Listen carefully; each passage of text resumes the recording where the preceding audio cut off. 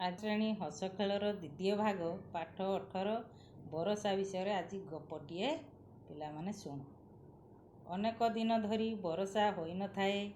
ନଈ ନାଳ ପୋଖରୀ ଓ ଗାଡ଼ିଆର ପାଣି ଶୁଖି ଯାଇଥାଏ। ଠେକୁଆ କୋଇଲି କପୋତ ବେଙ୍ଗ ବେଙ୍ଗୁଲି କପୋତୀ କୁକୁର କାଉ ଓଧ ଓ କୋକିଶିଆଳ ପାଣି ପାଇଁ କଲବଲ ହେଲେ।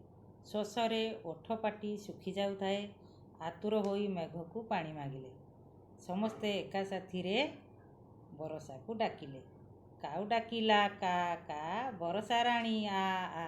ହୁକେ ହୋ ବିଲୁଆ ନନା ବରଷା ରାଣୀ ତୁ ଆମକୁ ଅନା। ଶେଷରେ ଡାକିଲା ବେଙ୍ଗୁଲି ରାଣୀ ମେଘରୁ ଝରିଲା ବରଷା ପାଣି। କାଉ ଡାକିଲା କା କା ବରଷା ରାଣୀ ଆ ଆ।